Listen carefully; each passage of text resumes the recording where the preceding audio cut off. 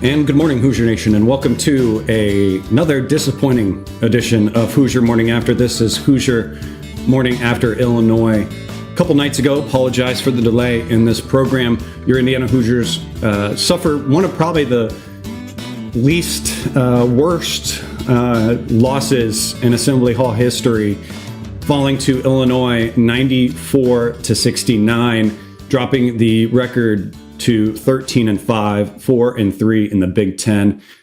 First 3 minutes of the game honestly looked a little bit promising, at least. IU and Illinois trading shots, missing a few shots, defensive cues, a few errors, but things to clean up. But after that is when it all just fell apart. Down by as many as 30 points, giving up 17 second chance points, 0 for 6 from 3-point in the first half for IU. Second half, the energy was better, did come out looking a little bit better, but just after losing by so much and digging such a hole, going at 34-37 in the second half, not much of a moral victory there for you. And obviously looks a little bit better seeing that they won the second half. And you would think maybe if we just put that together in the first half, but you also play the game of some late game points there for IU, and where Illinois had already just kind of let things go and taken their foot off the gas. But really just a game where you saw one team, both teams honestly were coming off some really big losses, and you saw one team that had a good game plan and had sound fundamentals. Illinois was playing IU in drop coverage, guarding the paint, limiting Ballo's touches, and daring them to shoot the threes and the long twos. And this team is more than willing to do that. And that's the trap they fell in, and then just checking out on the defensive end as well. Thank you for being here with us. We will try to be slightly cheery if we will, but there obviously are some things that need to be addressed and some things that need to be talked out. And this is one of the harder shows and harder things to have to talk about. A very decisive fan base right now, lots of negativity out there, and lots of comments that are warranted and everything. So we'll try to talk through some of that and see where we come out on the other side. Thank you for being here with us. I'm your host, Chad Schwarzkopf. Here with me always is Martha, the mop lady. Martha, just some opening thoughts before we get into the depressing meat of this show. Yeah, I keep going back to what the standard of Indiana basketball is, and what some of the non-negotiables that I've always felt like are a part of the program, and how I feel like we've really gotten away from them. And I think anybody that watched the game against Illinois really felt like that wasn't Indiana basketball, just from when you watch the way the game went, and then even the way the game ended with Umar Ballo kind of getting, there was that little scuffle, and even when I talk about the standard, even the atmosphere inside of Assembly Hall, and the booing and and while I certainly don't necessarily blame or I understand why that happened, it just didn't feel, none of it felt like Indiana basketball, and quite honestly, it really hasn't in some time. And you look a couple games ago when this team was 13-3, and I think 4-1 in the league, or something like it. It felt like it felt very artificial. Like there really wasn't any substance to the record. And you and I talked a lot about, we're going to figure out really quick what this team is about. And I think we're finding out it's a different season, same story. When we look at what this season's looked like, all 5 of Indiana's losses have been by 15 points or more. And all 5 of those losses have been against good teams. And, and that just seems to be the defining factor of the Mike Woodson tenure is, there'll be some peak moments and some decent games at home. But when it comes down to it, and we've got opportunities against good teams, we fall, and we fall hard. And there's too much talent on this team for it to look like it did the other night. And it has just become way too much of a trend. We keep hoping and praying and asking and, thinking we might see something different in these big games and these big opportunities, but it's more of the same story. And I know we'll dig deep into it, but that it felt very much like a defining moment for me. Like it was like, how do you come back from that, right? The booing, that performance against that team. It's just, it felt like way too much happened on the negative side for us for this regime to come back from it. Right. I mean, a lot of things were asked of us as fans at the end of last season. We need to chill. We need to be patient. The true fans comments that everybody just kind of took a step back and said, okay, prove it to me. And, if this is the proving that's being done, I think we know how it just very much feels like we know what the outcome now is going to be. So that said, it's just frustrating, right? There's a lot of season left, but man, I don't see any reason to believe there's nothing that points me in the direction of this thing's going to get turned around. So now it's just like, what does it look like moving forward? So I'm sure we'll get back into that, but that's my 2 cents. It's just very, very deflating and very frustrating to be here again this season, an all too familiar place for us. Yeah, the first thing that I want to address has been kind of a split sided thing is the boos. Obviously, you never want to hear boos coming from Assembly Hall. You never want that to happen. And in general, I'm not a fan of booing your own team. However, when you have repeated issues like you have seen on this team, and you have repeated moments with your head coach where there feels like there's a lack of accountability, and you feel like the performances are just constantly repeated, and your voice of the distaste as a fan base for the product that you're seeing, and like you said, the standard not being met on the court, this is what you reap. This is a fan base not feeling heard by the coaching staff. And this is the way you can make sure they hear and understand that. And again, it should never happen at Assembly Hall. We should never be in this situation where you have to hear the boos. But we're sick of hearing the coaching staff constantly talk about humps and getting over humps, and without the lack of personal accountability. It's one thing, again, if these performances are anomalies, but we're seeing things repeated so much, and Hoosier Nation is tired of it. And this is the way to voice their discontent. You have to get to sometimes a very ugly place before you can get to a positive place. That being said, the one side of the boos that I will always say against is booing specific players. That booing towards Trey Galloway should not be. He is one kid that's been giving his heart and all that stuff out there, and he's fought hard for the team. Sure, we've seen some struggles from him and some lack of attention and everything going forward, but the boos should always be pointed at the staff and the product that's out there, and not the players individual. Where are you kind of standing in the boo situation? It's a different era of college sports, right? And I think I'm torn, right? I think it's a terrible look, but I also understand it. It's frustrating, and especially when the students are in the building, right? I mean, you're talking about a demographic that they're college kids, right? And they've seen enough of the garbage as well, of the frustration. I'm with you. When it gets directed towards specific players, I think at that time, it can get a little bit unnecessary. But at the end of a half, at the end of that first half, I thought those boos were completely warranted. I don't necessarily love, the fire Mike Woodson. I mean, that problem's going to take care of itself. I think that is a really, really bad look. Again, but I understand. I mean, college kids, right?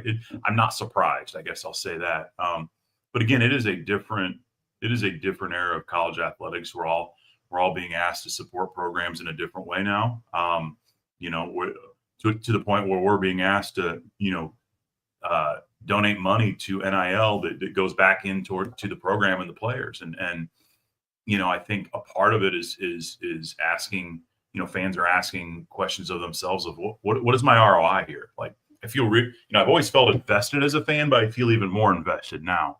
And is this what I'm investing into or being asked to invest into? And it's, the flip side of that too is a lot of, it's no secret what some of these players are making. And when you compare that to the effort that we're seeing, I think that too increases the rage amongst fans. And maybe there's a little bit of entitlement to it, sure. But when you look at what this program, what this university invests into its men's basketball program, I was at the USC game, and to watch Indiana's basketball staff surround the huddle compared to USC's. Indiana has more basketball staff than I think any program in the country. I mean, there are managers, there are analytics guys, there is staff that wraps around it's like to the point where people almost laugh about it. It's like, what, how we've got this many, this many people, professionals surrounding the program. How are we this bad? And, it's like, what do these people do? And I think part of it is that ROI side of it too, but to answer your question about the booing, I understand it. I don't always love it in specific situations, but man, enough is enough. And I think that's where everybody's at, that they've got to let their frustration out. And unfortunately, that's the way it's being seen. And I think, I think we'll probably get into it about what happens moving forward, but I don't think Indiana University and the basketball program can afford many more evenings like what we saw in Assembly Hall 2 nights ago here moving forward. So it's going to be interesting to see what happens. Yeah. I mean, you make a good point. I mean, there's a large investment. I mean, we know it's at least $5 million plus that's been invested into this team, and we're in the red. I mean, if you comment it as just an investment to the product that's out, we're a business that's failing. And like you said, at the coaching staff, it's always been something when I watch games that you see all the staff, and there's some great staff members in there. There's some great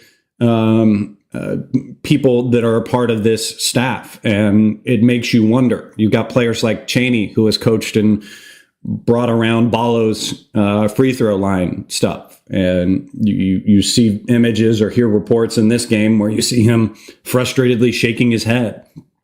Is he being held back because of, maybe an ego or a head coach that's holding him back? And then every single game I watch as well, I see Coach Hill sitting right there next to Coach Woodson. Is there anyone out there? Tweet at me, comment below in this video. Please tell me, what does he do? What does Coach Money, Coach Hill, what does he do? He just sits there quietly during the game, just looking around, shows no emotion. You don't see him talking. What are we doing? What are we spending money on? What are we getting out of these coaching staffs and all these support things? Because it's not showing to us. And we constantly will say that in these shows, and you can look back and when we're talking about things, because we don't get to peer behind the curtain. But it's a very big curtain, and we don't know what's going on. And all we can do is say, what are we getting for all of this curtain that's out there? And it's weird, because I will say the puzzlement about this team and about Woodson's teams is that there appears to be a virus of some sort. I will say a Woodson virus. There are talented guys on this team. We have gotten a lot of talented guys. There are guys that hustle. There are guys that put the effort out there. But there's so many moments where they just take off in these games. They take moments off. They take possessions off. There was Ballo in this game. There's a video that's been tweeted out, and there was a moment in it where a ball was batted around, a loose ball around Illinois' basket. And there's 2 IU players down there hustling for it. And our big man, our solid guy, Ballo, you can see just kind of watching it and slowly walking towards the fray of everything. And he's not in there trying to get into it. You get Carlisle coming into the game and taking early shot clock long twos, trying to find his points, trying to get going in this game. But you lack that coaching staff that's trying to get him good looks, to get him going. You see good defense in at moments and times where we've got teams locked down, and then there'll be one player, McKenzie or it's been Malik in the past, that is just ball watching that good defense, and their player cuts to the basket and leads to a made basket. So it's weird. There's this weird virus or situation that happens with this team in those moments that just holds back and limits us from staying locked in for the whole game. What are your thoughts on any of that? Where is that? How do we get past that? What is that? What is it? I go back to just the standard, right? I think with individual players, and you can talk about the way McKenzie Mbako has really struggled, but certainly I've never felt like he's been a guy that's been overly engaged on the defensive end. But he really disappears when his shots not going in. I think he was 1 for 10 against Illinois, 4 points in 19 minutes. I mean, that's inexcusable. And that's like 3 games in a row now that he's kind of just disappeared. He had that great performance against Penn State, but he's a guy that I think a lot of people thought had NBA written on him a little bit, just what we saw in chunks from his freshman year, and then thought he bounced back last year and really ended the season well last year. But to me, just a guy that's unengaged. And a lot of times offensively, just when things go south, it really sticks out. But when you watch him play defense, just never been there. And to me, that's a standard, right? And I think a lot of it, and Gritty in the chat mentioned just kind of the culture. I think Woodson's come in with this. He's an NBA guy, and there's this real NBA culture, surrounding the program where it's very loose and there's a lack of accountability, and it just they're. At the end of the day, they're from an accountability standpoint. When it comes down to effort, there was a video online of a fast break that Illinois had where Ballo was just walking half the play and walking in for the rebound, and it's just that stuff. You see far too much of it, and to me, it goes back to a standard and a culture that has allowed this stuff to go on, and it's just tough. I don't. To me, until there's and you're seeing the results speak for themselves, right? I mean, when that's the culture you allow of just unengaged effort at times, you're going to see losses like that when things start to go south, because you don't always know how to play hard, or you've got that culture of not always playing hard. It goes south in a hurry, and that's what we can talk about. All those losses by the number they come. I mean, every time we lose, it's by 15 points or more, and it's inexcusable. We've sat here and talked about hoping that it's going to change, but we can hope in one hand and what in the other, and see which ones. I just feel like we talk in circles, and until it's time now where if it was going to change, it would have, and it's just frustrating to be sitting here continuously talking about it. Yeah, and it's odd to say, and it's odd to even feel, because there's still a good chance that this team makes the tournament. This team has the talent to be able to turn around and find something at some point. But it's just a thing where we feel like we've hit the ceiling, not necessarily with this team. I wouldn't necessarily say with the team and the talent, because there's a huge ceiling for this talent of this team. But I feel like the ceiling that we've hit is with the coaching staff. Because in the past, we've seen things repeated. We've seen that lack of culture, like you said, repeated from year to year. And there's always been the excuses moving forward. There's always been the excuses early on that we just don't have the 3-point shooting and stuff, so we had to depend on Trace Jackson Davis and stuff. And then we get a few 3-point shooters in and stuff, and they're not making those. Well, the talent disparity is just too much and everything, and we don't have the talented roster. Then IU goes into the offseason and grabs talent, proven talent from different places, not even just grabbing talent at the high school level that hasn't yet proven it at the college level, but college proven talent. And this is where we sit in this season with the talent and the things there. And there's a common denominator in all those situations. And it's the fact of no culture and no accountability is just continuing. And we have to see moving forward some major changes from this coaching staff, from the way guys come out, and an accountability on all sides moving forward to have any of that hope or any of that situation going forward. I don't know where I'm going with this or where it lands with this, but you just don't see it with this team. Your thoughts? How does this turn around? How does this team change things? My honest very opinion, loaded. Sorry. I think it you know, when I go back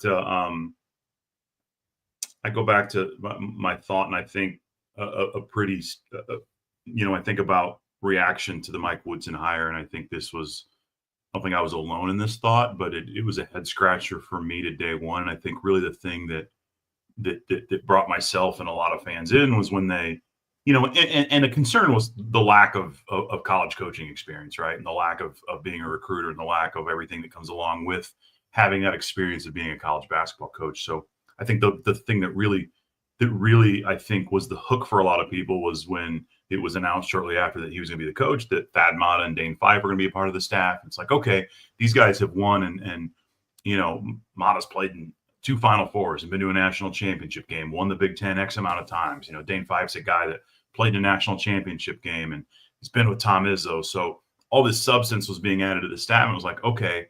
And then you fast forward a year and Fife's gone. Fast forward 2 years and Matta's gone, and you know, and to get to this point, I think a lot of our concerns have been validated that, you know, a guy that just has been an NBA guy, and this feels very much like it's run like an NBA program, and can't do that in college. And, you know, part of my frustration is, you know, especially Mike Woodson being an Indiana legend, right? He's a guy that, you know, was one of Indiana's all-time best basketball players. I didn't get a chance to watch him much, but from the stats and everything, you know, and the research you've done about him, he was a dude. And the challenge with hiring a legend is that you've got to be prepared to fire a legend. And that was a risk that this administration took. It was a risk that Scott Dolson, whoever was in charge of the hiring, took. And now we're in a situation where I don't put all the blame on Mike Woodson. Half of this blame is we're now, you know, 3 hires in a row. Some could say 4 with Sampson and Davis. We are now 4 hires in a row where this administration, this university has gotten it wrong. And so part of the blame, you know, we want to sit here and boo Mike Woodson and boo the players.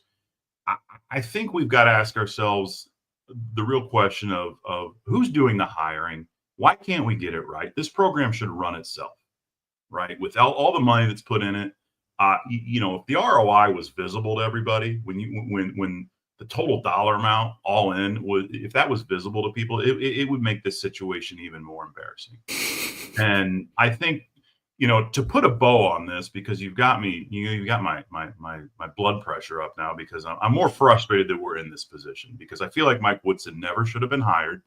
You know, and I feel like this was a very predictable position to be in.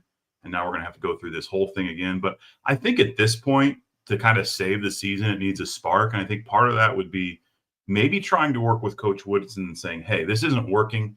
Now's the time, you know, step out with a little bit of glory. Look at maybe retiring or announcing you're heading out, and maybe giving the reins to somebody like Calbert Chaney to finish the season. And I think that could be, you know, I'm not saying he's the long-term answer, but at least I think that would maybe, you know, fire up the team a little bit, fire up the base a little bit to try to finish this season as strong as possible. I don't see any other way that, you know, under the current circumstances, that this thing gets turned around. So, yeah, it's so frustrating to be in this position. But I think you have to look at, especially if tonight goes poorly, you have to look at some changes before the next home game, or it could Yeah. get just as ugly as it was 2 nights ago. Well, yeah, and as far as the hire, I mean, I understand where the program was trying to go with it. Where we were right before then, if you look at Crean and Archie, I was trying at that with those two hires at the lower mid-major coach that's promising and has a future and looked like he's the up and coming, because at that moment that was the big trend, and give him a chance at the higher level and see how it goes. And those things necessarily didn't pan out, especially with Archie. You can debate how things were going with Crean, because there's a larger program and a longer show to talk about there, and how things happen just in general. You see it in politics and things, and I'm not going to get deep into that, but and I hate bringing up that word even on this show because there's no room for that on this program. But anyways, pendulum swings both ways. And when you had it swing the mid-major coach hire way, the only way for that to swing back the other way was to go with someone, because the argument was we weren't going with guy with ties to the program and all that. There was the big push to that. Whether that's right or wrong, at the moment, that was the big push within the narrative and within the discussion. So looking for someone with connections to the program, looking for someone who has the experience in the game, just in general. And that's where you got Woodson. So I understand the hire in that situation and everything. And I think at this point, as you said as well, with the discussion of the legend and the coach, you have to separate those two. And those two people cannot be the same. And it's unfortunate that you are going to tie a little bit of those two together. And I don't think if it does get down to a firing situation, that doesn't tarnish or do anything to Woodson as a player. And granted, yes, I think the best situation is kind of a situation where he can separate those things and he can look at it from the player situation and say, yes, this is not where I want my program being and everything. Can he look outside of himself? Because Woodson, the player, if you separate the two positions, Woodson, the player, would look at what Woodson, the coach, was doing and would not be satisfied with that, and would not be satisfied with the standard, and would want a better situation. Unfortunately, I think we've realized that there's a larger ego at play here that has to be overcome. That being said, obviously the situation you laid out would be an ideal thing, and I would love to see that happen. One other thing before we kind of maybe look forward to tonight's game that I do want to at least address a little bit. Gritty did bring it up as well, and I do want to give some credit to Anthony Leal and Luke Goody going into that post-game interview. If you haven't watched that, please go onto YouTube. Lots of different news outlets and reporters for IU have posted videos of that. They did a good job sitting down and talking through it and everything. And while Goody did do a good job addressing the boos and saying that he understands that IU isn't meeting the standard, those two guys know what the standard is, then he kind of shifted into a degree into an area which I didn't like, where he then said, approaching the negative comments to a degree, I'm paraphrasing obviously here, that if they turn things around, don't switch sides. And Gritty kind of says that as well with this comment. I don't like when players call out the fans and say not to go back to them when they start winning. I have been an IU basketball fan longer than these players have been alive. And that last little comment of him really kind of obviously brings back PTSD to the true fans situation and comments in that. And I didn't like that. I didn't like that second section because, again, if you understand the standard and everything moving forward, it's not IU switching sides and back if they turn it around and are doing things. It's IU coming back and at least getting to the standard. And finally meeting the standard that we hold as Hoosier Nation in that. Now, I will flip side say, me being the hope guy that I have always been, and you've seen and you've heard from me in this show, the only thing that I grasp upon hope-wise with this team, knowing that we have two players like Leal and Goody that you saw at the end of the game continuing to fight. Leal boxing out, trying to stay in this game. You saw Goody boxing out and trying to still stay in this game and give the hustle. Those guys have been out there hustling and doing what they need to do. Even Goody leading to that little moment of boxing out the one player, maybe giving him a little bit more, which led to him getting in Goody's face. And then you saw that little fight moment break out. I liked seeing that fight. I'm not calling out any of the guys. Obviously, you don't want to see Ballo coming in and pushing guys after that and having a situation like that. But I liked seeing Rice getting in there immediately and backing up his player. Those are little glimpses of positives that I see in this team. That doesn't overshadow the negatives and everything.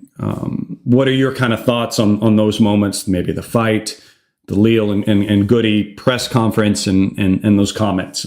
I said a lot there. Let me pass it to you. Yeah, I agree with everything you said. I agree with Gritty. It's tough in these situations, right? We all feel like we're invested. We all love Indiana basketball. We all, have expectations of the program. And, I go back to senior night last year, and I think that night, it was going to do one of two things. It was either, looking back on it, it was either going to be one of the, it really to me, it set the bar for this season, right? Because when you say things like, run it back, what are you running it back to? We just completed a season where we didn't make the tournament. And, the true fans comment, and then the you guys need to chill comment, that is very much a tone setter for, when you say that after a season where you don't make the postseason, you're immediately going to make the fan base take a very apathetic approach to the season, or a prove it to me approach to the season, right? And I think that's what happened, and I think it was very much off-putting to a lot of people, especially older members of the fan base, and I consider myself in that basket. It was like it was almost insulting, and I think. You go into the season, I think we can all do some things better, right? The Indiana fan base, for as large as we are, there's obviously some toxic traits that come out when things go bad, and with social media that gives everybody a voice, and sometimes that can be really harmful. But it's not uncommon with a fan base like Indiana basketball, or insert any blue blood program, right? I think. We can all be better, right? The players certainly don't need to be calling out the fans in any capacity. I do appreciate what they said about, taking ownership and not being the standard and needing to play harder. I appreciate that, but to question the fan base when the fan base has been very, very loyal, I think for all the bad things that the toxic, but that any fan base the size of Indiana's has. It's something that stood by this program for a long time. And I think the thing to me that would speak volumes, if the fan base wants to make some noise, it should be in empty seats, in my opinion. I think that's going to speak volumes, because you don't see that with Indiana basketball. You're starting to see it more and more. But being loud externally, I think is at this point, I don't know what good it's going to do, but to me, empty seats speaks volumes, especially in the conference basketball season. So I don't love it. I think we can all be a little bit better, but the last thing that needs to be done is anybody calling out the fan base. Yeah. And I agree. I think it is kind of one of those things where the point has been made. We don't need to necessarily belay that point anymore as far as digging it on with the negativity and continuing on. Obviously, it's fine for a degree to be there the few days after, but just keep on hammering home is another thing. Now, I want to bring up Jim's comment in the chat there. He said, I disagree with what Goody said about fans, but my 18-year-old sports playing son saw it as him being a good team leader, rallying his guys. We can disagree, just a younger, different perspective. And yes, that is definitely a way to look at it. And I get that as from a player standpoint, because it's still a long season and they still have to play a lot of games together. And that is a way to be a good leader, player leader, to tell to his guys, yes. Because in that full comment, just to sum it up, obviously as a player, he's approaching and addressing the situation and how the product is not good. And then on the other side, that back half, while we don't like it as fans, as Jim points out, it's kind of to say to his players, there's this negativity, let's prove them wrong kind of situation. So I get that. I understand that. That's a good way to look at it. Thank you, Jim, for bringing that up. Looking forward, we don't have to right now, at least as this show is airing and as you were listening to this, we don't have to wait very long for IU to have to prove it to us. Just 12 hours from now, IU will be playing against Ohio State. This is a game at Ohio State. This is a big prove it moment. Ohio State is coming off of 2 losses against Oregon and Wisconsin. And as I kind of look at, I haven't really watched Ohio State play very often, but if you just kind of look through their schedule, most of their losses are coming in a close margin. So this is obviously a team that fights despite being down or in these close games. So they are a battle-tested team. So we have a quick turnaround for this IU team to kind of prove us wrong and prove what they're going to be. And they've got to come out good in this game. What are you kind of looking to see overall in this game tonight? My hope is some fight, right? I think, I feel like we're going to see them come out a little bit stronger. It feels very much kind of like going into the Penn State game, but Ohio State's also a team that needs a win. So, the challenge with the way we've looked the last 2 games is you put yourself in a position for kind of a must-win game or must-win situations. And now when you look at the schedule, it's pretty daunting. And, it's a big ask, right? Especially when you start dropping games at home, it gets tough really quick. But I think you're looking for everything you didn't see the other night. And that is effort, that is fight. It's those things that you feel like you shouldn't have to ask for out of an Indiana basketball program. But, hope that hopefully that was a wake up call that should have happened, to start the season. Right. And we talk about the comments of the post game by the players. It felt very much like what they said on senior night, the night before, like, you haven't been with us. We're going to prove you wrong. We're halfway through the season and you're still saying that. And so, the proof will be in the pudding, and everything we didn't see just from an effort standpoint, from an engagement standpoint, even from the staff, right? I mean, I don't know how many times they panned over to Woody and he had that blank stare on his face when he just felt like, get mad, yell, do something. And just hope you see just a little bit more from, an awareness from a body language standpoint that people look like they give a crap. And I think that would be a start, and hopefully the play on the court responds to that as well. Yeah. For the players, I look to see them locked in. I look to see that effort. I look to see that attention to details. I look to see the fundamentals. And I think more of that weight I carry over to the coaching staff. I look to see more game plans, let's get away from what we've been trying to do. Let's step away from that NBA thing of laying it all on the players to do their thing out on the court and get their own basket. Let's run some things. There's some good plays that we've run. There's some good pick and rolls. There's some great moments of getting the ball down below. We got away in this Illinois game from getting Ballo active from the beginning. Again, some of that was game planned by Illinois, but a lot of that was IU not looking to run things to get him to it. So just plan things better. Run things better, get guys going, get Carlisle an easy shot going downhill to the basket to see it go in. Don't let him try to fish for that long two. Let's get Galloway circling around, going downhill. Let's see Miles getting downhill a little more. Let's not let the other team, let's not let Ohio State dictate this game. Let's dictate this game. Let's show that we're Indiana. Let's see that we have the fight. Let's see that we have the superior talent and what we can do with it moving forward in this game. So those are a lot of hopes and wishes for this team. That is a lot of things on a big mountain to climb. Moving forward, we're done talking about humps. There's no longer humps on this team. It's mountains. We've got Everest we've got to climb. And this is a fan base that's hungry for us to see that and see what we can do moving forward. And it's exasperating. I understand, and I understand that a lot of us are getting ready to give up. And this was definitely another one of those games. I saw this.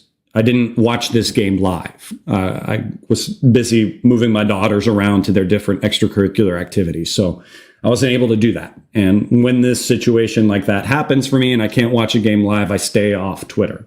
I stay off social media. I fight that urge to grab my phone and look in to see what the game was going on. And in this game, like many, I failed at doing that. And I saw that where this game was going and all the comments and everything that were coming out of social media. And for the first time in my life as an IU fan, I had to fight to turn on this game and watch Indiana play. And I hate that that's where my heart went and where my fandom went, because even if I see that it's a loss, that IU's losing and stuff, I will still want to turn that on if I've spoiled that, because I want to see what the breakdowns were and everything. But because of the way I was seeing things happening and the things I saw happening, I didn't want to tune in. And I hate that. And I don't want to feel that again. I don't want to have that for my fandom and my fan base and my team. So I hope things are better. I hope we can turn things around. And I don't know that there's much else to beat that dead horse. But again, like I said, we have a quick time that we don't have to wait for that. So I'll be tuning in again. I'll be watching again, hoping and wishing that things look better moving forward. And if they don't, tomorrow morning we'll be back again with each other, trying to talk through this and figure out where we go from here. So I thank you for watching. Thank you for listening. Follow me on Twitter at Janor Chadwick. Follow Martha as well at The Mop Lady. We'll be live again tomorrow morning, 7:30 a.m. Grab your coffee, grab your misery, grab your success, grab your hope, grab your dreams, and let's just get through it together like we always do. So thank you for being with us. Thank you for being fans. Thank you for all of you that stayed active with us. And Jim, Gritty, and Bison, as always, being with you. Until then, go out there, have yourselves a wonderful day. And as always, let's go Hoosiers.